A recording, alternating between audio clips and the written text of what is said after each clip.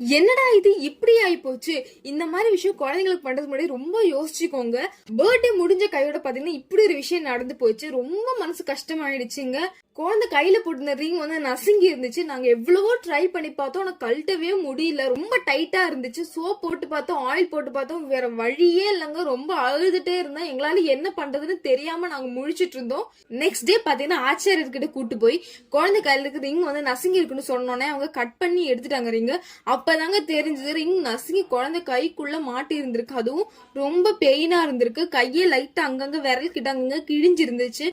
எப்படிதான் இவ்வளவு பெயின் தாங்கினானே தெரியலங்க குழந்தை. சோ இந்த மாதிரியான லைட் வெயிட்டான ரிங் போடும்போது ரொம்ப ரொம்ப கவனமா இருந்துக்கோங்க. குழந்தைங்களுக்கு ரொம்ப ஹர்ட் ஆகலாம். அதிக பார்த்தாலும் ரொம்ப கஷ்டமா இருக்கு. சோ கடைசியில எப்படியும் நாங்க அந்த ரிங்க கழட்டி எடுத்துட்டோம். பாத்தீங்கன்னா தெரியாது ரிங் எந்த அளவுக்கு நசுங்கி இருக்கு, நீங்களே பார்த்தா தெரியும். சோ குழந்தை ரொம்ப வல்ல துடிச்சிருக்காங்க. எங்களுக்கு இப்பதான் தெரியும். சோ இந்த மாதிரி மிஸ்டேக் நீங்களும் உங்க குழந்தைங்களுக்கு பண்ணாம இருங்க.